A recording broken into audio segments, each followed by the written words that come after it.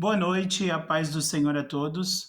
Passando aqui nesse sábado à noite para deixar aí uma mensagem para você, algo que o Senhor colocou no meu coração. Está lá em João 19, a partir do versículo 28. Tá? É uma passagem bem conhecida sobre os últimos momentos de Jesus ali na cruz. Amém?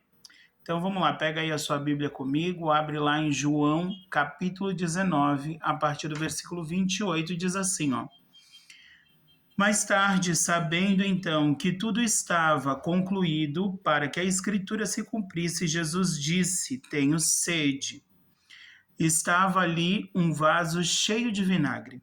Então embeberam uma esponja nele, colocaram a esponja na ponta de um caniço de sopo e ergueram até os lábios de Jesus. Tendo-o provado, Jesus disse: Está consumado. Com isso, curvou a cabeça e entregou seu espírito. Amém? Então, a primeira coisa que me chama a atenção é que diz assim: para que se cumprisse o que estava escrito. A Bíblia está relatando o que está escrito em Salmo 69, versículo 21. O Salmo 69, o salmista vem relatando uma série de sofrimentos que estão relacionados ao sofrimento de Jesus na cruz. E no 21 diz assim: Na minha boca colocaram fel e ela se amargou, e para saciar a minha sede me deram vinagre. E aí ele faz essa relação aí com o Salmo 69. Mas o que me chama a atenção é que ali perto tinha um vaso, e esse vaso tinha vinagre. Esse vaso podia estar cheio de água. Esse vaso podia ter água, que é o que Jesus precisava naquele momento, né? E aí eu estava estudando e fiz uma relação com a questão da semeadura. Gálatas 6:7 vai dizer que tudo aquilo que o homem semear, ele também colherá, né? Muitas pessoas elas deduzem a partir desse versículo, dessa passagem, sobre semeadura, sobre a colheita do que se semeou, e aí falam assim, ó, diante do que foi lido, semear é opcional, mas colher é obrigatório. Aí fica aquela ideia assim, ó, se eu não semeio, eu não vou colher. E o que é um engano? É um engano.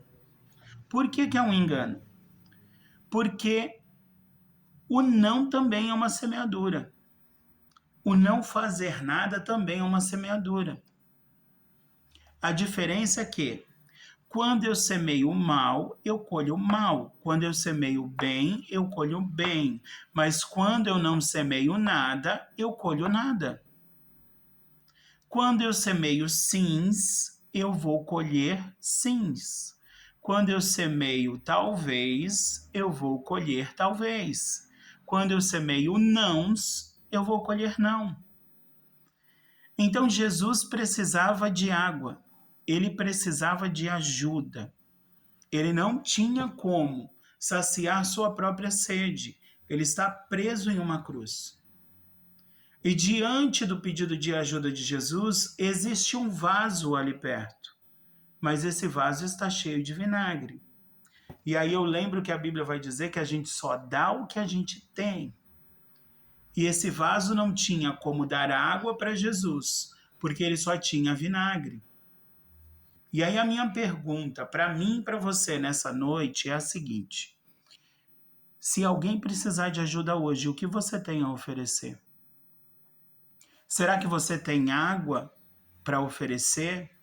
Se um sedento chegar próximo de você hoje e te pedir água, ou será que você tem vinagre para oferecer a esse sedento? Precisamos estar preparados o tempo todo para oferecer aquilo que as pessoas precisam. Jesus, durante os seus 3 anos e meio de ministério, ele sempre ofereceu exatamente o que as pessoas precisavam. É a cura de uma lepra, era a cura de uma lepra que elas recebiam. É a cura de um fluxo de sangue, era a cura de um fluxo de sangue que elas recebiam. É o voltar a ver, é o passar a enxergar, é o voltar a falar, Era isso que eles precisavam, é o voltar a andar, era isso que eles recebiam. Era a fome que eles tinham, então os pães eram multiplicados. Jesus sempre esteve preparado para oferecer para as pessoas exatamente o que elas precisavam. E eu e você, como embaixadores de Cristo na terra, eu e você, como representantes dele na terra, precisamos estar preparados para oferecer exatamente o que as pessoas precisam. Ah, mas todo mundo que me procura precisa de dinheiro, Pastor José. Não necessariamente essa pessoa precisa de dinheiro. Talvez ela queira dinheiro. Jesus nunca deu o que as pessoas queriam, ele sempre deu o que elas precisavam. Uma única vez ele pergunta: o que queres que eu te faça? Em todas as outras vezes ele curou sem perguntar: o que queres que eu te faça? Jesus sempre dá aquilo que nós precisamos, o que é necessário para nós. A palavra diz que quando nós buscamos o reino de Deus e a sua justiça em primeiro lugar, todas as demais coisas nos são acrescentadas. Só que os versículos anteriores dizem assim: por que você está preocupado com o que comer, com o que beber e com o que vestir? É o necessário. Ele sempre vai nos dar o necessário.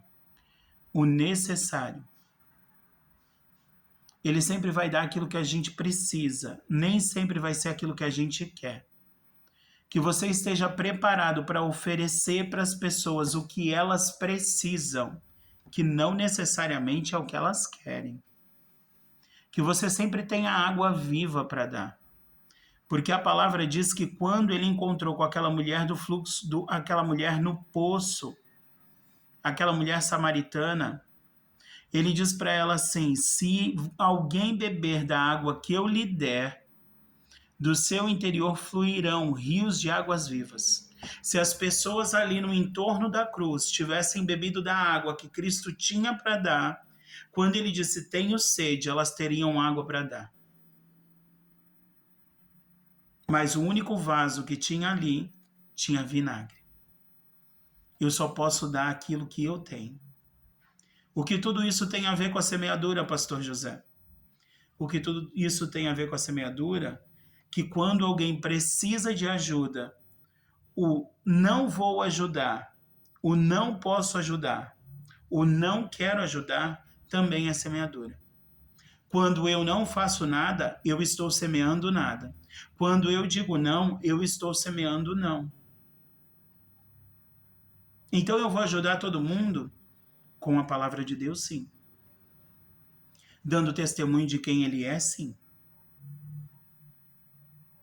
Não estou falando que você tem que dar dinheiro para todo mundo que te pede dinheiro. Eu estou falando que você tem que ter uma palavra de consolo na sua boca, que você tem que ter uma palavra de direcionamento, que você tem que ter um aconselhamento pautado no céu, pautado no conhecimento do céu e não no seu conhecimento humano, e não no seu conhecimento terreno, mas pautado no conhecimento e na sabedoria do céu. Você e eu precisamos sempre ter uma palavra de consolo. Nós sempre precisamos ter uma palavra de direcionamento, um aconselhamento, algo da parte de Deus para alguém. Precisamos sair preparados todos os dias. Quando isso fizer parte da nossa consciência de que nós temos que estar preparados todos os dias, nós sairemos preparados e ansiosos para que alguém chegue, para que a gente possa dar aquilo que a gente tem. E todas as vezes que essas pessoas encontrarem com a gente, nunca elas vão encontrar vinagre, mas elas sempre vão encontrar rios de águas vivas, que saciarão a sede e passarão a fluir também do interior delas. Porque Jesus fez uma oração um tempo antes dessa crucificação.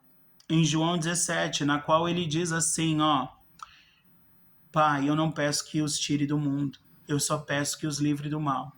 Porque da mesma forma que o Senhor me enviou, agora eu os envio.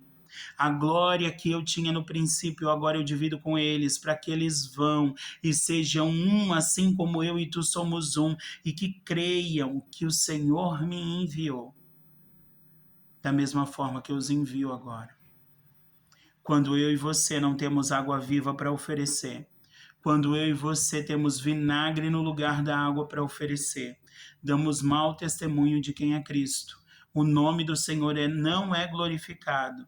E nós acabamos invalidando a oração que ele fez. Que eu e você possamos entender isso nessa noite. Que todas as vezes que alguém chegar e pedir ajuda, que a gente tenha água viva para oferecer. Mas, pastor, como é que eu consigo essa água viva? Essa água viva só é obtida de uma única fonte: Jesus Cristo. E para conseguir essa água viva, eu tenho que ler a sua palavra, eu tenho que orar a esse Deus, e eu tenho que jejuar para matar a minha carne. Quando Jesus é questionado acerca dos seus discípulos que não jejuaram, que não estavam jejuando, quando perguntam para ele assim, mas por que os teus discípulos não jejuam? Ele diz assim: vai chegar um tempo em que o noivo vai ser tomado deles, e para que eles tenham a presença do noivo junto com eles, eles vão precisar jejuar. Mas agora, na presença do noivo, não tem por que eles jejuarem. O noivo foi tomado de nós. Ele não está aqui fisicamente. E para termos a presença do noivo, precisamos jejuar.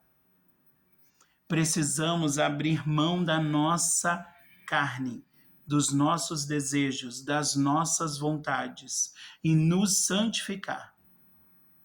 Quem quiser vir após mim, negue a si mesmo, tome a sua cruz. Precisamos nos negar e tomar a nossa cruz. Precisamos jejuar, precisamos orar, precisamos ler a sua palavra. É a única forma que vamos ter verdadeiramente rios de águas vivas fluindo no nosso interior e poderemos dar água para os sedentos. Não sabemos quando alguém vai precisar de ajuda. Então precisamos estar preparados em todo o tempo, em tempo e fora de tempo. Precisamos ter uma boa palavra, precisamos ter um bom aconselhamento, precisamos ter um direcionamento, uma oração, precisamos ter algo para oferecer da parte de Deus todas as vezes que alguém precisar. Todas as vezes que alguém precisar. E essa tem sido a minha oração, Senhor, que a igreja acorde, que as pessoas entendam que elas foram enviadas com um propósito: fazer conhecido o nome de Cristo, o testemunho daquele que vai voltar para buscar uma igreja santa, salva, remida pelo seu sangue, limpa, sem ruga, sem mancha e sem mácula, do que não tem do que se envergonhar, que carrega algo que é leve e suave. Não tem que ser pesado. Não tem que ser pesado. Não tem que ser religioso, mostrando para todo mundo que é santo. Mas quando alguém precisa de água viva, dessa santidade toda não sai nada a não ser vinagre. Não podemos ser como os fariseus, que faziam do povo 2 vezes mais filhos do inferno. Não entravam e não deixavam ninguém entrar. Não podemos ser assim. Precisamos ser aqueles que entregaram o fardo pesado para o Senhor, tomaram o fardo dele, que é leve e suave. E estão seguindo, a água flui, a água precisa fluir. A água flui e ela dá o seu jeito, ela encontra os seus caminhos. As coisas precisam fluir, a água precisa fluir de nós. A palavra precisa fluir de nós. A presença de Deus precisa fluir de nós. As pessoas precisam chegar perto de nós e sentirem a presença de Deus fluindo de nós. Sem esforço, você não vê a fonte das águas, você não vê a nascente de um rio fazendo força para que a água flua. É natural. Tem que ser natural em mim e em você, o fluir das águas do Espírito. Tem que ser natural, a gente não precisa fazer esforço. Quem faz esforço é religioso. Não precisamos fazer esforço para ser santos. Tem que ser natural a santidade em nós. Tem que ser suave, tem que ser tranquilo. Tem que acontecer. Simplesmente acontecer assim, simples assim. Como é que você faz isso? Não sei, acontece. Como é que você fala? Não sei, acontece. Eu abro a boca e sai. Como é que você pensa essas coisas? Não sei, acontece. Acontece. Mas para acontecer, eu preciso ler a palavra. Para acontecer, eu preciso jejuar e matar a minha carne, negar a mim mesmo, tomar a minha cruz todos os dias e segui-lo. Para acontecer, eu preciso orar, porque eu preciso conversar com ele. Eu preciso falar para ele do que eu estou precisando. Olha, eu estou precisando de água aqui, água fluindo de mim para alcançar, para ajudar, para saciar a sede de quem precisa. Precisa ser natural, precisa ser suave, não pode ter peso. Se tiver peso, se tiver esforço, é religiosidade. Religião é aquilo que religa o homem a Deus. E a única coisa que nós temos que tem poder verdadeiramente para nos ligar a Deus é Cristo Jesus, o único mediador entre Deus e os homens. Que você pense nisso nessa noite. Que isso fique no seu coração. Porque essa tem sido a minha oração. Que o Senhor levante pessoas, que flua delas a palavra, que flua delas o aconselhamento, o direcionamento, uma palavra de conforto, que seja natural, que dê fruto naturalmente, porque também ninguém vê uma árvore se espremendo e fazendo força para dar fruto. É natural. A árvore cresce, vem as folhas, as flores e o fruto. É natural. Você tem que crescer, tem que vir as folhas, as flores e o fruto. Mas lembra que tem uma sequência: crescer, apresentar as folhas, apresentar as flores que vai exalar o bom perfume de Cristo. Então virão os frutos. Que Deus abençoe a sua vida. Amém?